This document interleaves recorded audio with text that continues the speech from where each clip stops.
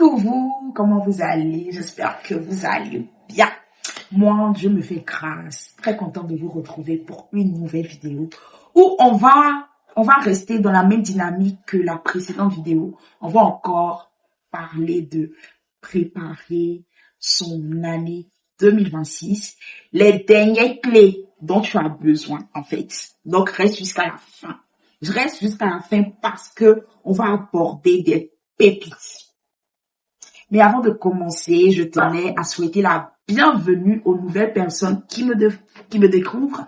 Je suis Lise, une jeune femme solaire, pétillante, dynamique et tout, qui a accepté juste de se lancer, non seulement pour faire ce qu'elle aime, mais aussi pour une certaine manière impacter, t'impacter positivement, t'aider à briller, t'aider à être la meilleure version de toi-même en fait. Alors, c'est Noël, je tenais à vous souhaiter de bonnes fêtes de Noël. Je sais pas pour vous, mais moi, j'aime particulièrement Noël. C'est l'une de mes périodes préférées de l'année. Pas à cause des guirlandes, pas à cause des cadeaux, pas seulement à cause de ça, mais il y a une certaine atmosphère particulière, j'apprécie. C'est le moment là où on est en famille, on est heureux, on essaie vraiment de profiter. En plus de ça, pour nous chrétiens, c'est vraiment quelque chose de très important dans notre foi parce que ça marque la venue de Jésus dans ce monde, la venue du roi dans ce monde. Donc franchement, c'est magnifique. J'espère que vous avez passé ou vous passez de bonnes fêtes de fin d'année. Franchement, je vous encourage à profiter. Je vous encourage à profiter de vos familles, à profiter de cette joie, de cette atmosphère, à vous laisser remplir par la joie divine, à accueillir Jésus chez vous, dans votre cœur surtout. Et puis, juste enjoy quoi. Donc, sans plus tarder, on rentre dans le vif du sujet. La troisième clé dont je vais te parler pour pouvoir préparer ton année 2026 et réussir ton année 2026, parce que pour moi, c'est l'une des clés pour réussir son année, une saison, un projet, et que tu ne dois absolument pas négliger dans ta vie de tous les jours, c'est se confier en l'Éternel et surtout lui consacrer cette année. La première raison pour laquelle tu dois consacrer ton année à Dieu, confier ton année à Dieu et surtout prendre le temps même de prier avant de faire quoi que ce soit, avant d'entrer dans ton année, c'est que il n'y a pas de réussite véritable sans Dieu. Je ne te parle pas d'un Dieu qui est mort. Je te parle d'un Dieu qui, après 3 jours, est ressuscité en fait. Je te parle d'un Dieu qui a vaincu la mort. Je te parle d'un Dieu qui a accompli sa parole. Je te parle d'un Dieu qui fait des choses extraordinaires. Donc, c'est de ton intérêt que de commencer avec lui. Jusqu'ici, il n'a perdu aucun combat. Donc, la première raison, c'est qu'il n'y a pas de réussite véritable sans lui. Il n'y a pas de réussite profonde sans lui. Tu dois savoir que c'est une clé que tu dois appliquer. Tu dois prendre le soin d'appliquer dans ta vie si tu veux véritablement réussir tout ce que tu entreprends. La deuxième raison pour laquelle tu dois consacrer ton année à Dieu, tu dois te confier en lui, tu dois lui confier ton année, c'est que Dieu a préparé cette année-là en avance. Dieu prépare les années. Dieu prévoit des plans pour nous en fait. Et peut-être que tu n'en as pas vraiment conscience ou jusqu'ici tu n'en avais pas conscience. C'est que réussir ton année 2026 fait partie de ces projets de paix pour ta vie. Dieu t'aime, Jésus t'aime. Je veux vraiment te le dire. Je pense que peut-être que tu as besoin de l'entendre. Jusqu'ici, tu as traversé des années très difficiles. Des années qui t'ont donné l'impression que Dieu avait des préférés. Dieu portait des choix sur des personnes. Non, ce n'est pas le cas.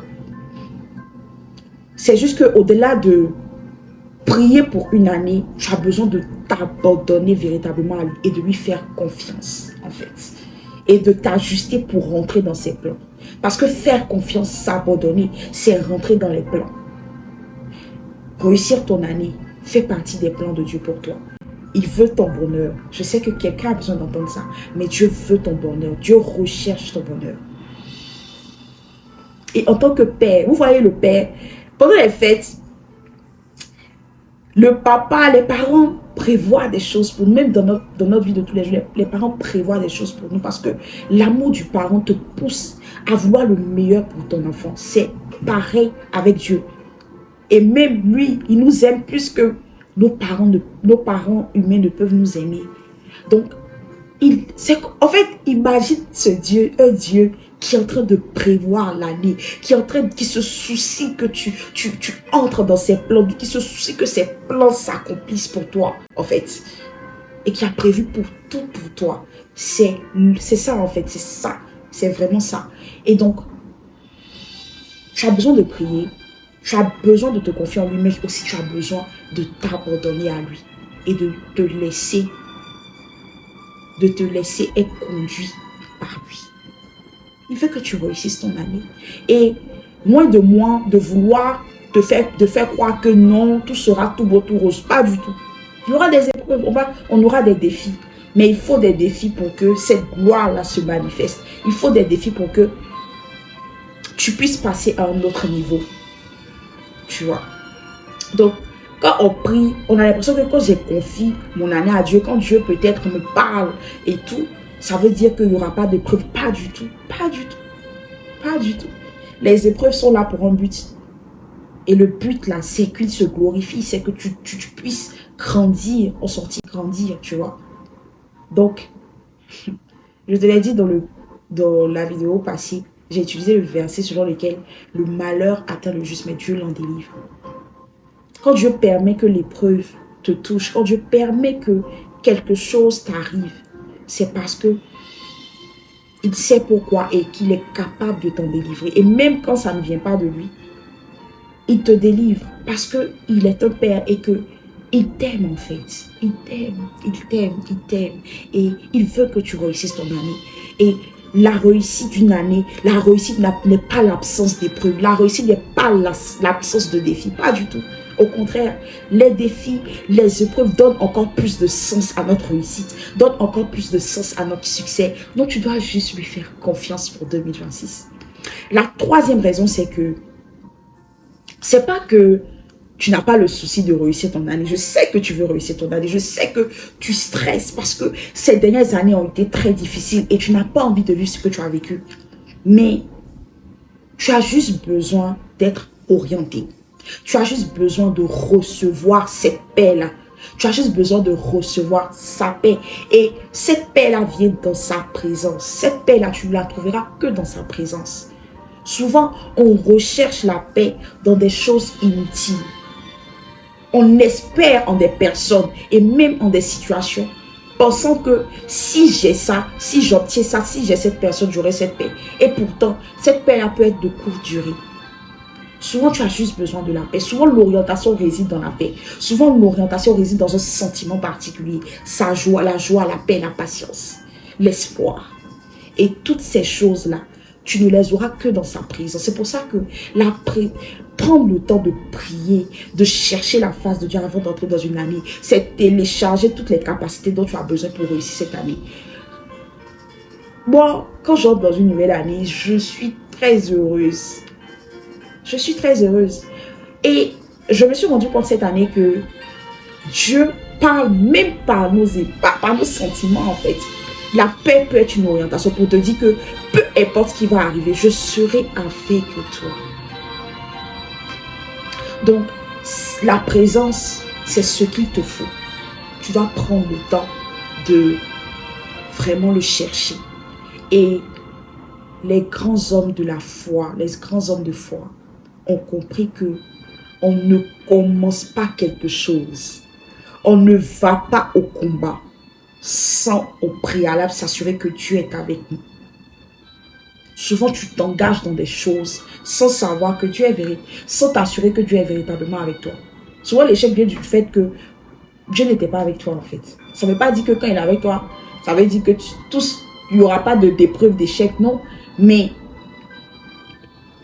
sa présence est l'assurance que peu importe ce qui va se dresser devant toi, tu vas y arriver. Donc, c'était ça. C'est ça vraiment la première clé. Prendre le temps de consacrer. Consacrer, c'est soumettre. Consacrer, c'est s'abandonner. Consacrer, c'est dire, je te laisse prendre le contrôle et je te fais confiance. Parce que tu recherches mon bonheur.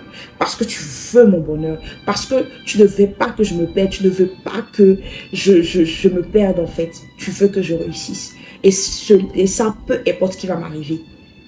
Se confier en lui, c'est s'abandonner, c'est s'appuyer, c'est compter entièrement sur lui et c'est abandonner sa propre sagesse, sa façon de voir les choses.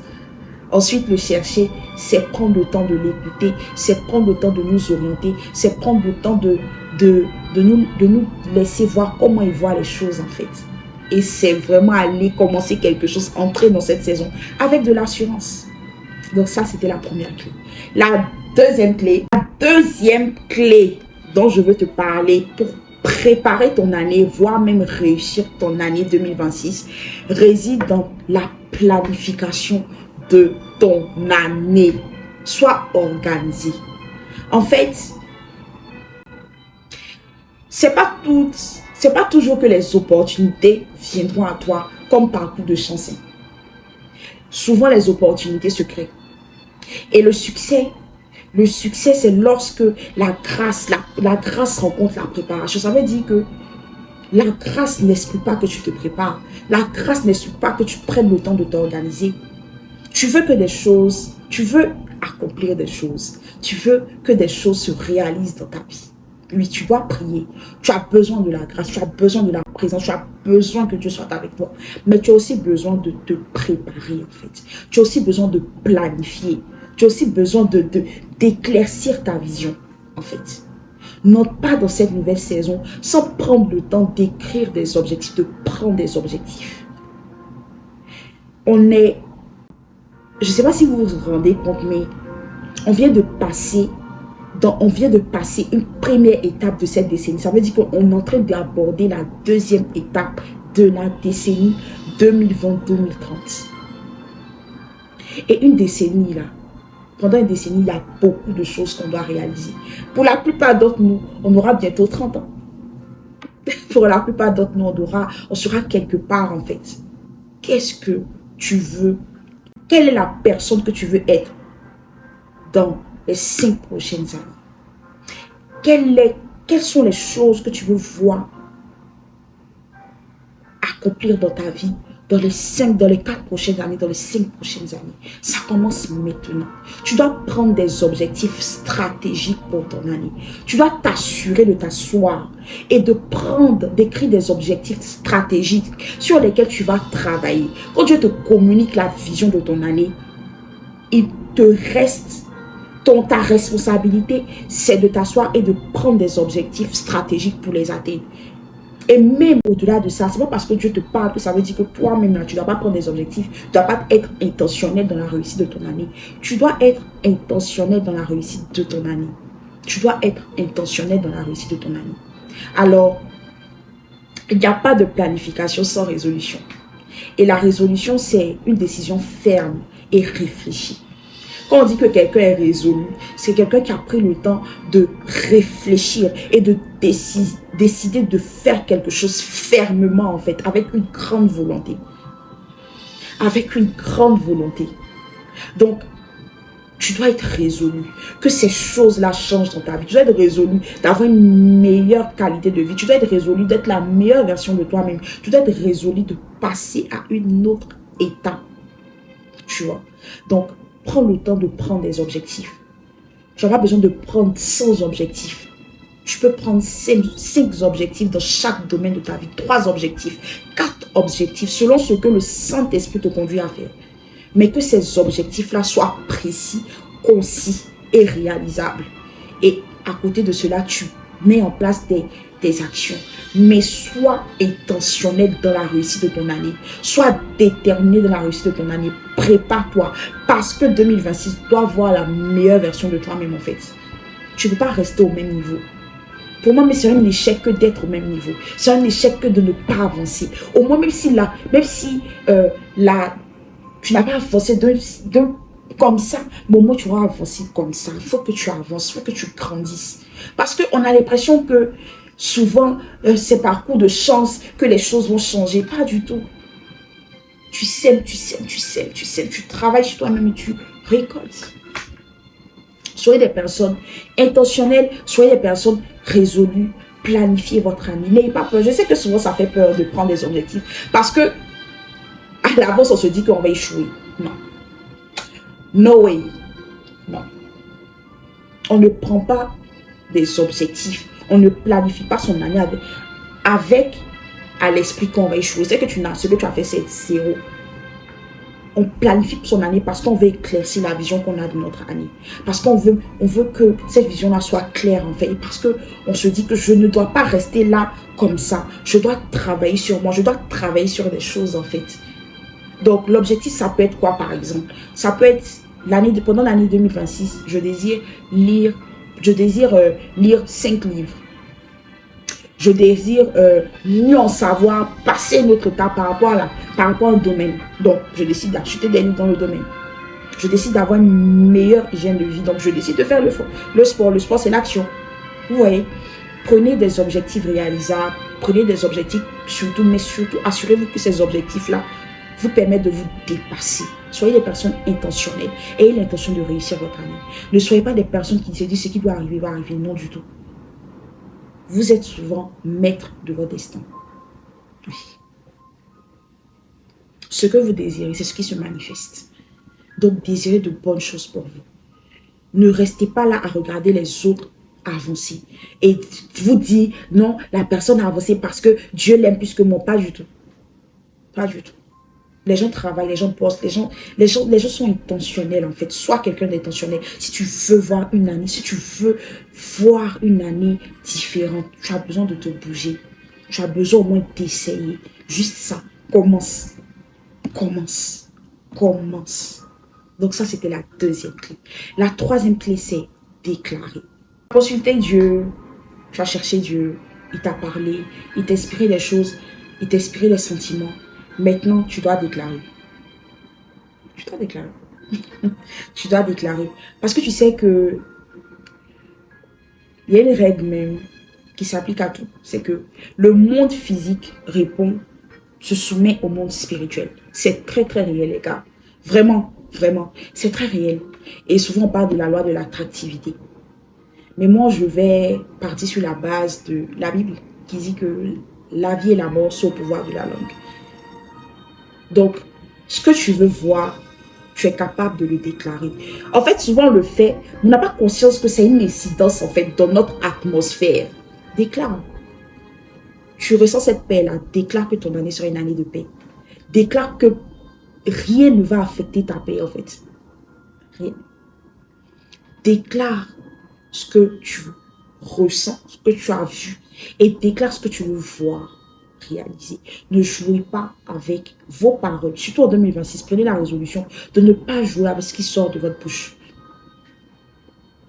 Ne soyez pas votre ennemi, ne soyez pas votre sorcier. Déclarez, déclarez, déclarez, mais ne faites pas que déclarer. Attendez-vous à ce que ces choses-là se passent. Dites-vous que j'ai déclaré une année de grâce. Je m'attends à ça, je prépare mon cœur à ça. Parce que souvent on déclare et on doute. Souvent on déclare et on abandonne. Souvent on déclare et la foi ne suit pas nos déclarations. Non, non, non, non. Déclarez, mais attendez-vous à ça. Ça veut dire que dans votre cœur, j'ai déclaré et cette année sera une année de grâce. Cette année sera une année de bonnes opportunités, de bonnes rencontres. Donc, déclarez sur votre année. C'était la dernière clé que je voulais aborder. Mais avant de conclure, avant d'achever cette vidéo, soyez intentionnel dans la réussite de votre année. Soyez très intentionnel. Désirez et vous le manifesterez. Ne soyez pas passif, pas du tout. Ne subissez pas. Ne soyez pas des gens qui se disent ce qui doit se passer va se passer du tout. Vous n'avez pas conscience de ce que vous pouvez vivre pendant une année. Est-ce que l'incidence, l'influence que ça peut avoir sur votre vie. Soyez très intentionnés. Et vous savez, si vous avez remarqué, pendant les fêtes de fin d'année, on expérimente beaucoup de voleurs d'énergie, beaucoup de voleurs de grâce et tout. Donc, vous devez être capable, durant cette année-là, d'identifier ces choses-là qui vous découragent, qui vous affaiblissent, qui épuisent votre énergie et avoir la force, le courage de se dire, je ne veux pas que ces choses-là, je ne veux pas que ces choses-là affectent ma dynamique en fait. Je veux garder mon cœur, je veux garder la joie dans mon cœur, je veux préserver la joie, je veux préserver ma paix. Visionnez 2026 et visionnez-la de façon positive. Vous allez réussir votre année.